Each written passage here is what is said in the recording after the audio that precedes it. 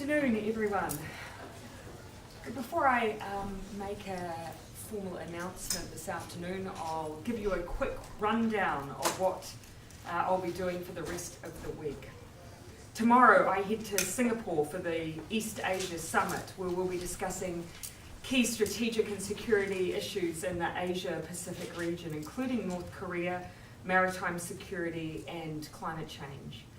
I'll be holding a series of bilateral meetings in Singapore, including my first face-to-face meeting with the Australian Prime Minister, Scott Morrison. Trade will be a focus of the trip. I'll be taking the opportunity to push our progressive trade alliance, trade agenda. We'll be seeking to advance the RCEP agreement and the Pacific Alliance. It'll also be a chance for me to catch up with young New Zealanders in Singapore, as well as the business community. On Friday, I'll travel to Port Moresby to attend the APEC Economic Leaders Meeting, and we'll also meet with regional counterparts and attend a meeting with Pacific Island leaders. The focus of the trip is, of course, on strengthening and extending our relationships with the region. And I'll be emphasising, as I've done previously, that now more than ever we should be working collectively to address the global and regional challenges our part of the world faces. For the formal announcement for this postcab, though, I want to invite Minister Tracey, Martin and Sir Anand, Satyanand to join me at the podiums here.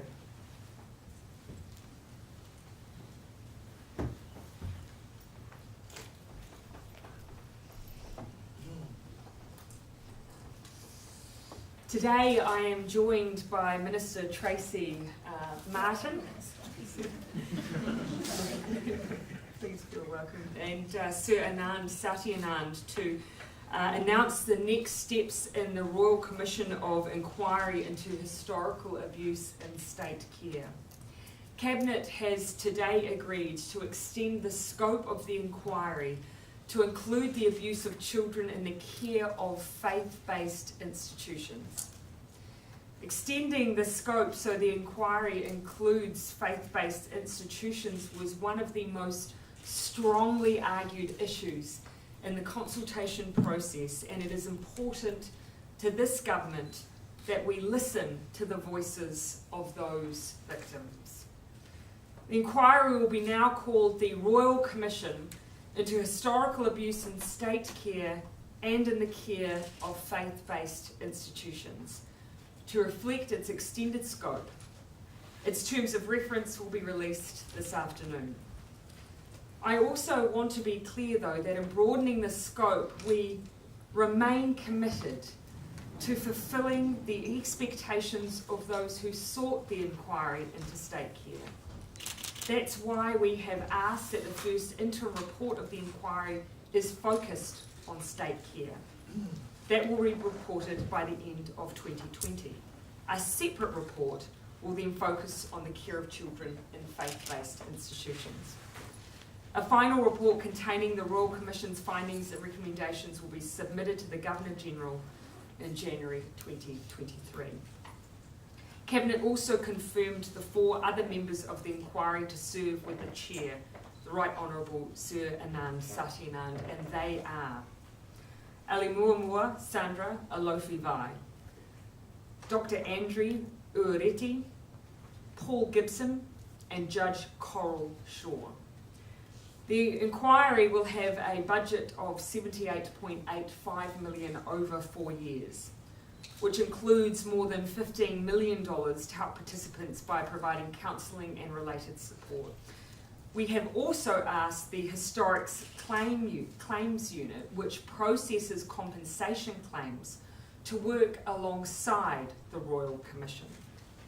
Before I hand over to Sir Anand to expand on the inquiry's terms of reference and how it will work, I do want to take a moment to acknowledge all those survivors of abuse, and in particular for whom abuse occurred under the protection of the state. I spoke with many of these survivors while I was an opposition MP. I know some of them, and I am proud to have played even the smallest part in ensuring this inquiry is a priority for the government alongside Minister Martin, who has been a fierce advocate in bringing us to where we are today. Today will mark another milestone along the road to recognition for these individuals. As I said in February when we kicked off this process, it represents a chance to confront our history and make sure we don't make the same mistakes again. I'd now like to hand over to the Chair, Sir Anand, to make some comments. Prime Minister, ngā minita tēnā kaurua.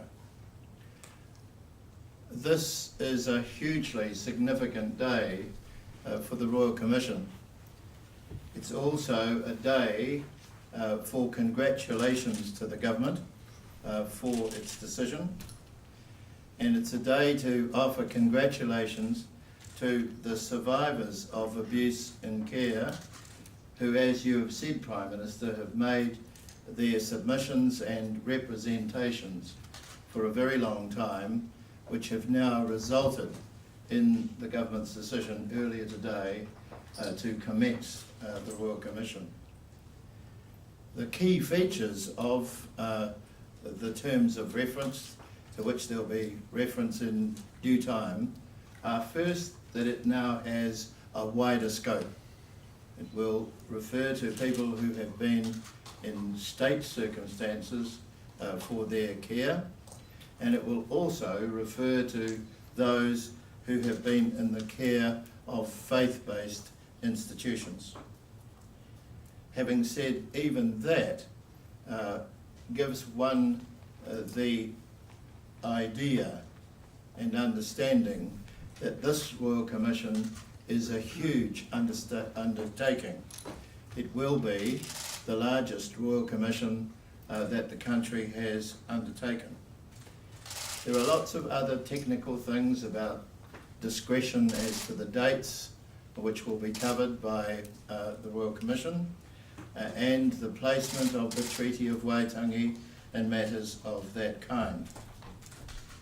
I'm also particularly pleased to hear at last the choice of the 4 other commissioners for whom I have been waiting for a long time to take their places as of this afternoon. They are people with skill sets of different kinds whom I am certain will add value to the work of the Commission because of their different experiences and different insights.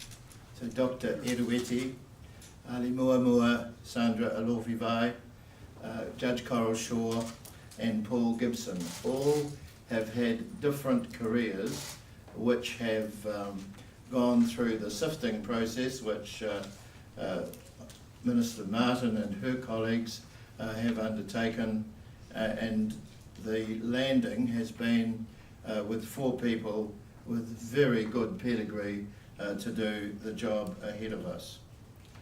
We are now positioned to commence an orientation program for the commissioners, and in not too far distant time from now we will begin to hear the survivor accounts. We will begin the formal hearings of the Commission, and we will proceed to making assessments and determinations. Having had this long to prepare, we are really well geared up, in my estimation, to undertake this job efficiently and well. We have a budget which sounds very large when you say the numbers, Prime Minister, but the planning reveals that that is a prudent amount to seek, because there are such things as counselling that need to be budgeted for and dealt with. And right from here, from day one, we are projecting ourselves towards the end result and providing for New Zealanders a process of healing for which the Royal Commission will be responsible. That's all I'd like to say at this early juncture, Prime Minister. There may be some opportunity for questions, which I shall do my best to answer, of course. Thank you, Sir Anand. And I'm happy to take questions and from either of us. Prime Minister, why not include faith-based institutions from the outset? The original request came very clearly from those in state care. That was the original plea, was from them to look at ourselves, to learn from those mistakes of the past and take responsibility. Because as the state, we are the ones still undertaking the duty of providing care, particularly, for instance, for children. And so there was a real rationale there for why we should look at ourselves. And so that was the origin of the request. And there are those who still would like it to just be for state care. But it was very hard to ignore the strength of feeling that came through during the consultation process. I myself was a very strong advocate for it remaining narrow around state care because of that duty of care, that responsibility that we have. But, we had to listen, and we have listened. But at the same time, the balance is there. The Royal Commission will report first in a separate report around state care and a separate report on faith-based institutions. We will stay true to that pledge we gave those survivors of abuse in state care. Will the time frame be extended beyond 1999? Yes, there is discretion for the focus to be on 1950 to 1999, but as a result of the consultation, there is discretion to listen to accounts prior to 1950 and and subsequent to 1999. Is there any indication of, with the widening scope, how many more people, how many more cases it will affect? Do we have any idea of the numbers that we're talking about? That's very difficult, and that's one of the reasons why what you'll see once the cabinet paper ends up in the public domain, and once you see the terms of reference, one of the reasons why this is an initial budget. The Royal Commission will begin its work, and we're very aware that there are people waiting for its work to begin. But the Royal Commission has the capacity to come back in the future once we are able to see the number who come forward. My understanding is we already have several thousand registered. We have registrations. Later this afternoon, an active, interactive website will commence operation along with a telephone system. We are geared up to receive representations, the precise number of which we don't know at the moment. So if you have a large number of cases, the budget could increase. Yes. And the budget pays for things like travel to Yes. accommodation? Yes. It's all inclusive of what it would take at this stage to move members of the inquiry around the country, also the Secretariat to support the work. It's all inclusive at this stage. What's the response been from churches? Well, at this stage we haven't had any conversations with the churches. My office had been written to by the churches asking to be included, well, at least two of the major religious organisations.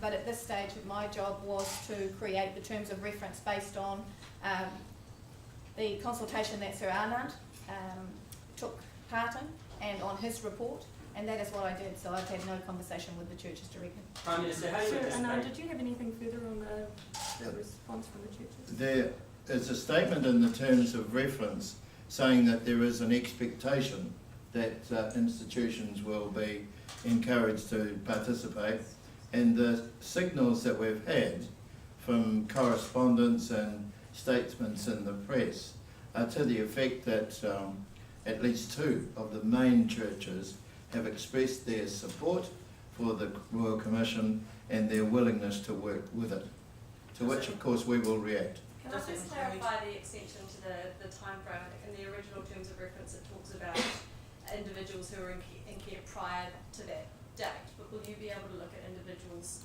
who were in care after 1999 Yes. to date? In the draft terms of reference it said that the inquiry had the discretion to actually listen to people prior to 1950, but it had a cut-off, an arbitrary cut-off date at 1999.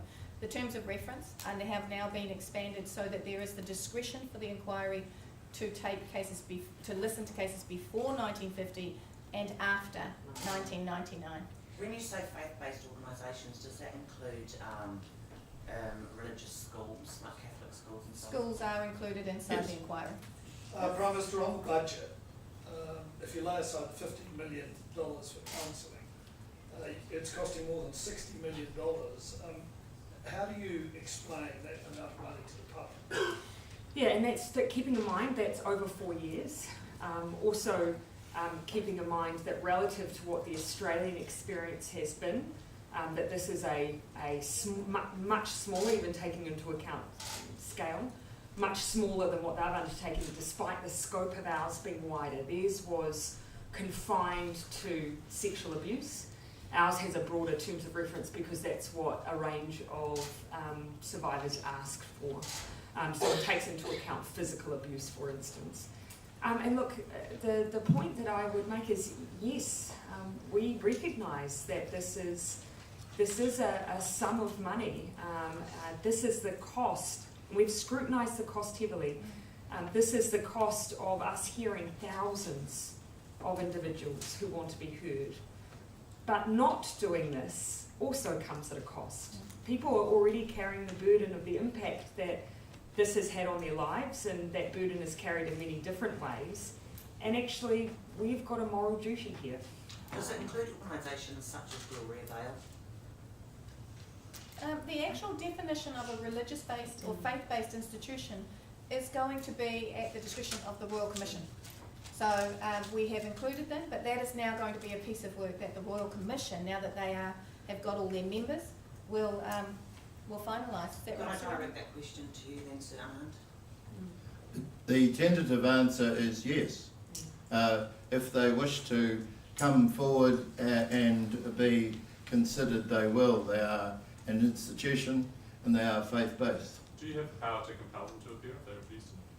The New Inquiries Act, and this is the first Royal Commission which is operational under the new legislation, has very widely drawn powers of dealing with hearings and right up to coercion if that is called for.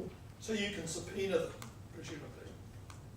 Subpoena is a term that was used in the former Commissions of Inquiries Act. It's not a term that you'll find in the present Inquiries Act, but in today language, there will be the ability to bring people before the Commission should that be warranted. Is it problematic? Organisations or any other types of organisations?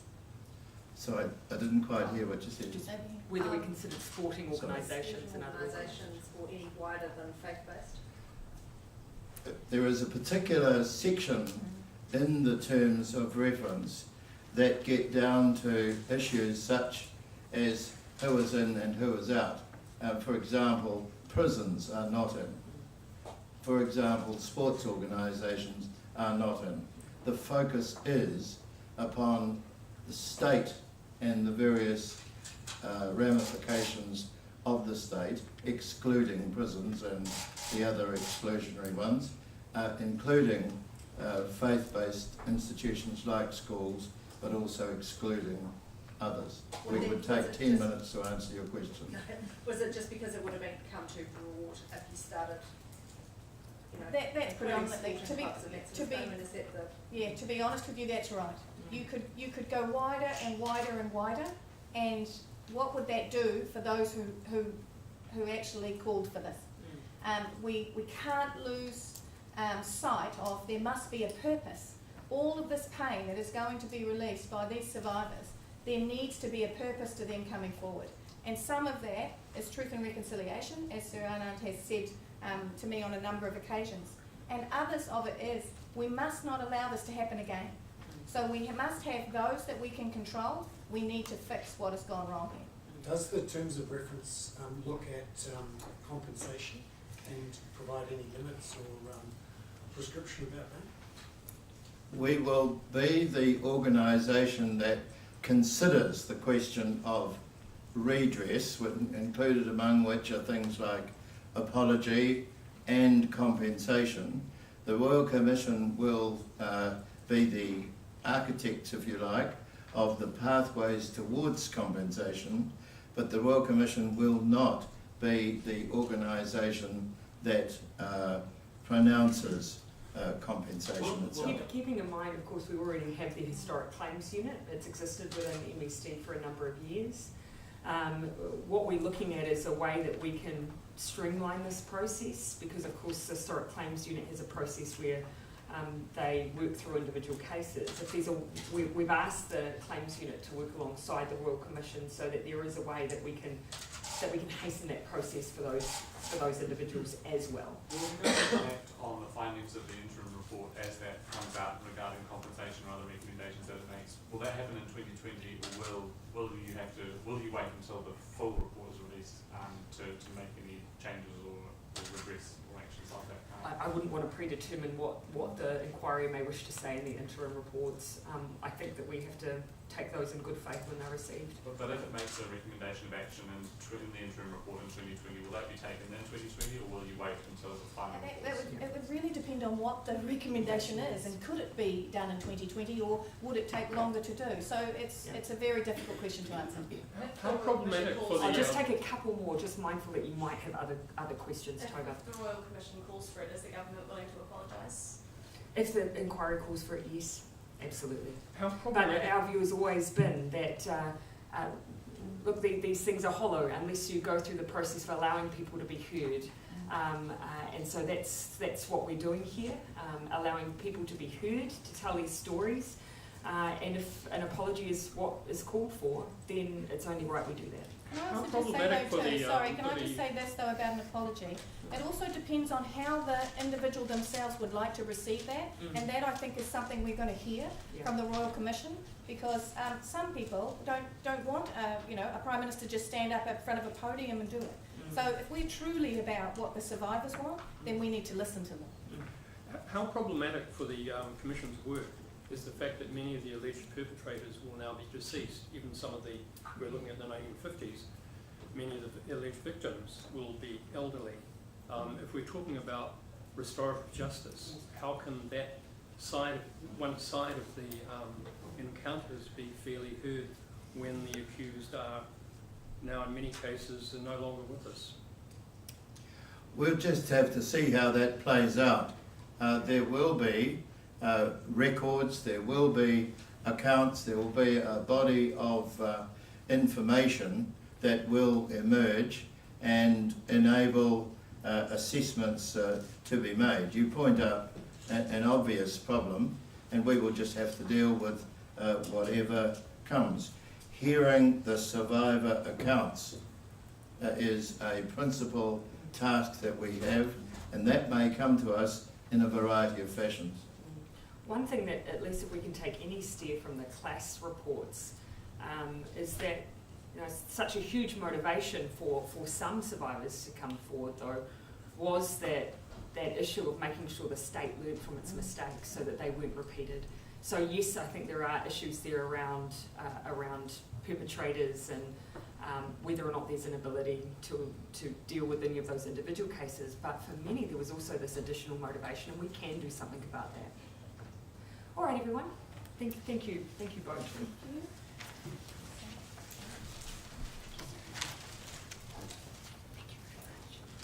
Okay, is there time remaining any additional issues? Prime Minister, just on your trip to Singapore this week, as you say, you'll be meeting with your Australian counterpart for the first time. What are you expecting to discuss?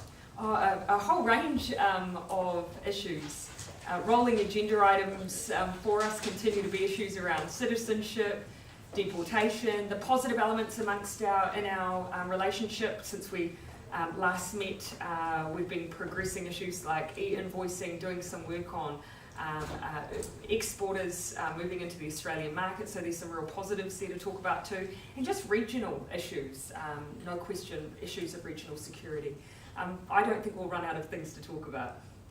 Have you spoken to Shane Jones about his missing 61 meetings? Look, in general terms, Did he come to you and speak with you about the correction? No, but I was aware of the correction. And look, what I will say, to put this into context, of course, these were meetings that were in his diary.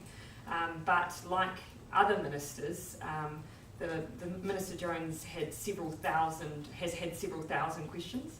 I think on my last check we've had something like 40,000 questions to this to this government in 1 year. Unfortunately, sometimes administrative errors are occurring. We do our best to weed those out. But as I say, ultimately though, those were recorded diary entries. So did he follow the correct process in terms of his correction and the way he went about that? Oh, there have been multiple corrections over the course of multiple successive governments because of the number, particularly for us. We've had a huge number of questions. From time to time there will be corrections, and that was the same under the last government. From opposition, you would have been putting in the same number of written questions. That's actually incorrect. No? From my quick analysis, we've had roughly, I think, 42,000 questions, just off the top of my head, roughly 42,000 questions in a year. That's how many we asked in 3 years. Are you averse to being held to account? No, not at all. I'm just giving you a sense of scale. In terms of from opposition, would you have expected the government at the time to go back and correct 20 questions and have missed 61 meetings? Oh, Do look, you find that pretty absurd? Look, the same administrative error applied to each, so it's obviously something that's had a knock-on effect. The Minister, as I say, had these recorded in the diary, but there's been an administrative error and it's been corrected. Do you have confidence in the Deputy Police Commissioner, Wally Haumaha? Look, the report that's come out now, as you will have seen, has demonstrated that we can have confidence in the process. What I need to acknowledge is that there is a separate IPCA report that's still underway. My understanding is that we can expect that, I believe, before the end of the year. And you won't express confidence in him until you see the findings? Well, obviously there's another key report still underway, but what we can say is that the process that was applied, we can have confidence in that. Do you still have confidence in the Immigration Minister? Yes, I do.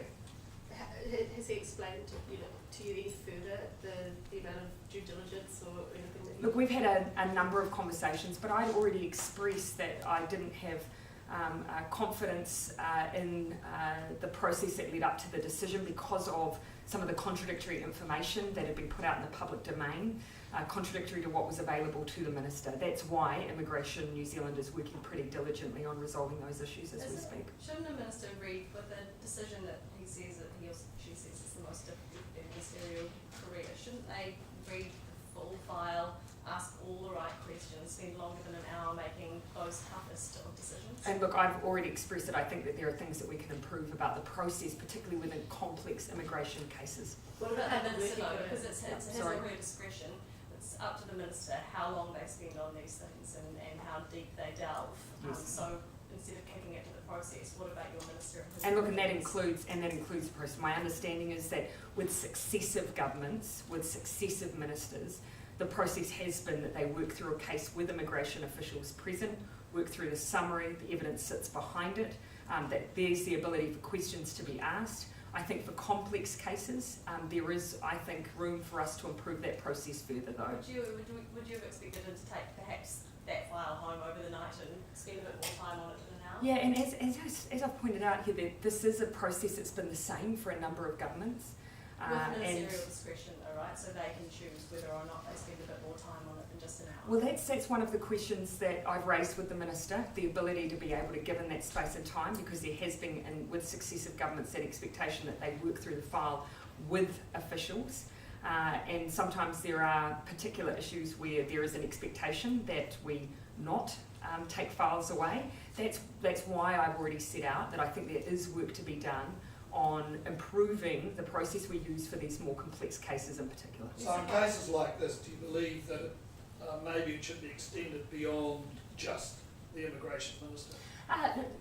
Look, I don't want to preempt the work we might do on this issue, but my focus has been at this point on getting this case right.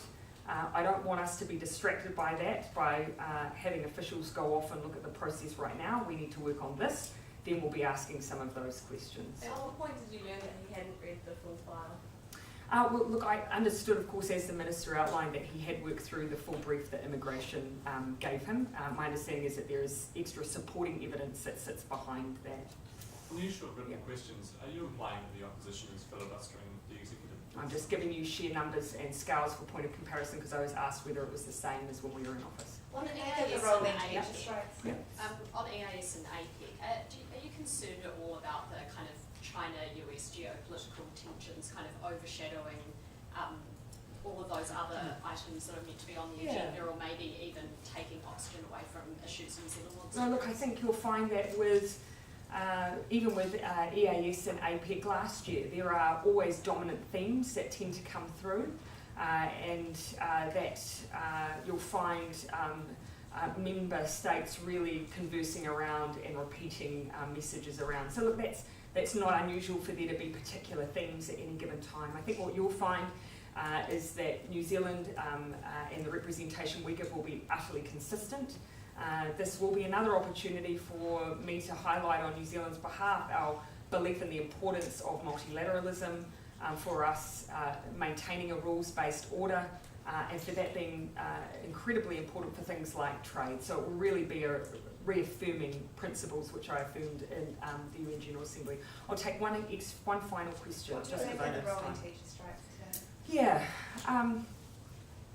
Look, of course, we would prefer to be in a situation where we weren't facing strike action, and I think it's important to point out the teachers haven't had a chance yet to vote on the last offer that was made before the strike action was taken. I hope now they have that chance. This is an almost $700 million deal. It means that on average we see teachers who will have a salary increase on average roughly more than $9,000. I hope they're given the chance to consider that. It's not as well just about pay. If you take into account the extra $217 million into learning support coordinators, takes it to an over $900 million deal. And this is all we've got. You know, we have pushed ourselves as far as we can go. The mediator has said, endorsed the deal, and said that it was handsome and competitive. And we have tried to listen to what the teachers have asked of us in this deal. And I really do hope that we get to a position where it's accepted. Do you think it's a bit disingenuous from the union that they pushed ahead with the strikes after a new deal had been put on the table, which they hadn't yet taken to their members, and after the ERA come back and said, well, actually, you should just accept the deal? I would have liked the chance for teachers to have considered the deal. But that chance now exists. And so really my plea would be for the teachers to consider the offer we've put. We've put everything we've got on the table, and we hope they'll see in that a government who's really working hard to listen and hear them on the issues that they've raised. Just quickly on Last one. Just quickly on Niue and the Cook Islands, are you concerned that they appear to have joined or moved towards joining the Belt and Road Initiative? Yeah, I think, look, they've had diplomatic relations with China since 1997 and 2007. They are, yes, they're round countries, but their foreign policy is for them. We act on their behalf where they request it. So I think it is important to keep that principle in mind. All right, thanks, everyone.